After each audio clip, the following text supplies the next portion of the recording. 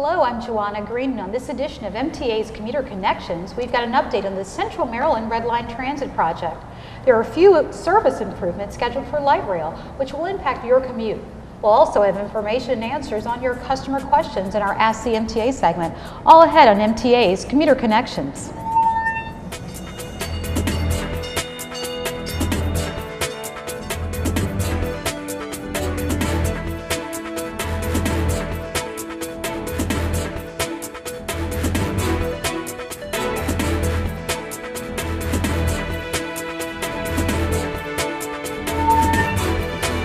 Welcome to MTA's Commuter Connections, and for this edition of the program, we're at the Clarence 2 Burns Arena in the Canton area of Baltimore.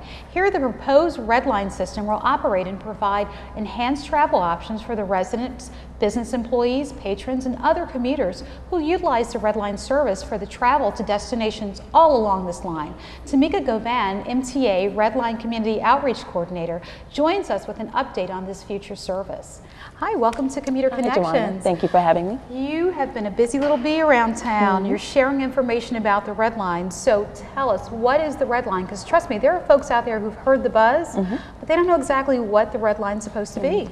Well, the Red Line is a proposed project, 14.1 miles of light rail transit that will run between East Baltimore, running through neighborhoods like this one, Canton, traveling through downtown and going west to ending in West Baltimore County, the Woodlawn area. Wow, so that's a lot of area and territory that you're covering.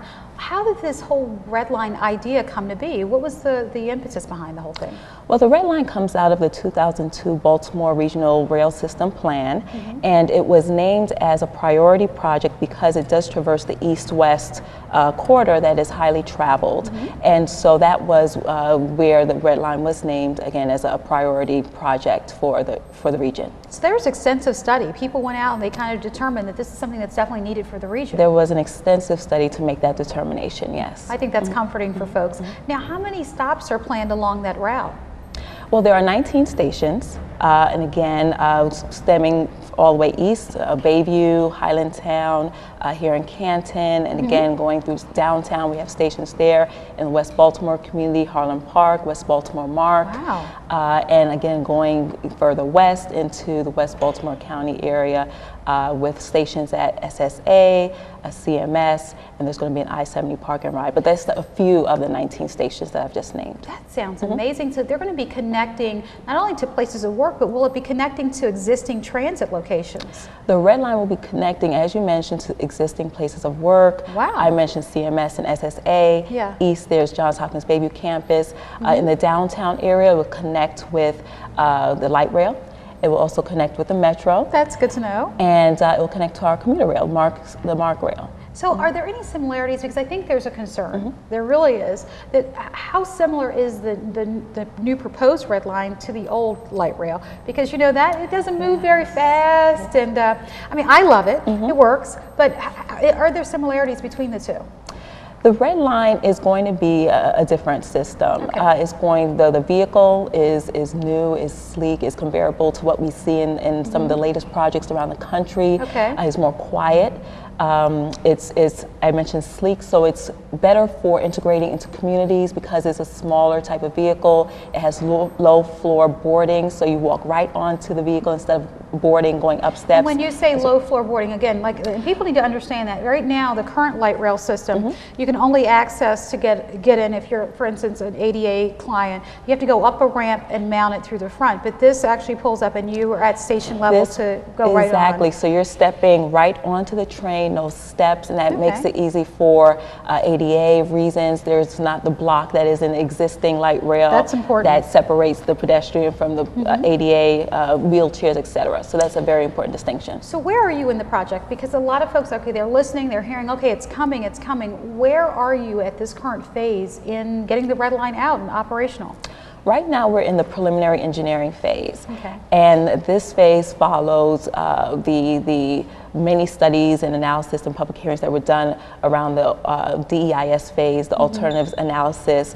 In 2009 we announced the locally preferred alternative, and we did some more planning, but right now this phase, preliminary engineering, is where we we have this alternative, this red line alternative, and we're digging in, delving into the design of the project. And so based on this design, we know more about the cost, we know about the construction schedule, lots of specific details, where the locations of the station platforms will be.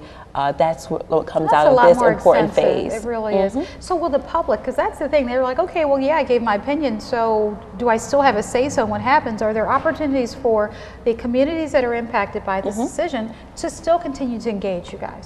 There are plenty of opportunities. Right now in the preliminary engineering phase, as in with the previous phases, community input has been tremendous. It's been ongoing. Community input will continue past the preliminary engineering phase. We have community liaisons that are hired to stay on through this project through construction, through operations, or until the line is started. So yes, we are very committed to community engagement. And speaking of engagement, we're coming upon our public meetings, our open houses in June. So this is going to be another key. So there are events, June. They're going to be able to come out, spend their time, voice their opinion. There are events where they will be able to come out and come to the meeting. June open houses, we have a number of outreach events that are going on where we have information tables set up. But I do want to emphasize the June open houses that are happening on. And you have those dates? I have those dates. Already set. Oh, well, that's good. I have those dates. June 6th, June 12th.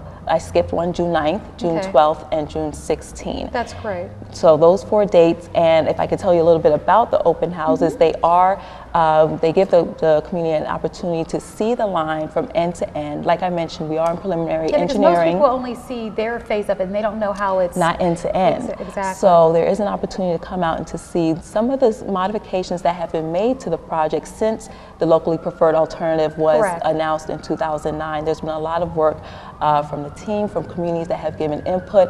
Our station area advisory committees have given input on this process. So you've got a lot of stakeholders who've all weighed in on this project. Yes, yes. And so with the open houses, you'll see the end-to-end modifications. You'll also see some of the input that communities have given by the way of our station area advisory committees, who will also be at those open houses to show some of the recommendations that they've developed for the MTA. That sounds great. Now, here's the best part. Where can people get information? Because they're hearing about this. They're like, I'm excited. I heard the red line's coming in my neighborhood.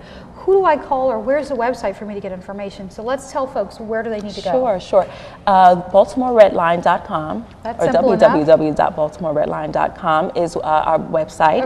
But for those who are not connected to the internet, feel free to give me a call at 410-767-0995. And connecting with me, I can connect them to their community liaison for their area, or I can help them myself. I'd be happy to talk to anyone. And really, I understand you guys also have a Facebook page, so they can go on Facebook and mention that. Have conversations and dialogues with people who may not be in their particular area, but finding out additional dialogues that are going on surrounding the meetings. Yes, so I encourage people to go to our Facebook page. We're also on Twitter, so those are 2 areas where we're also You guys are very active. accessible. You're out there, you're getting the word out. But again, this is still a phase where people can be involved. I mean, the train hasn't left the station, as we would definitely say.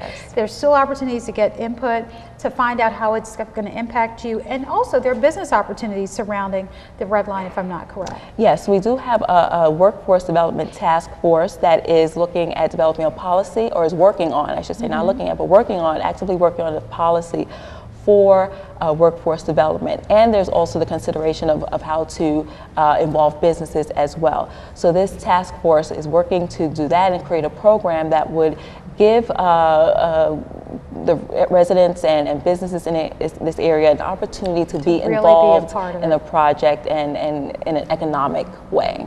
Well, we'll certainly have to have you come back and give us future updates on the project. Sure, I will. Thank you. Just ahead, some important information about light rail service improvements that may affect your future daily travels. Stay with us.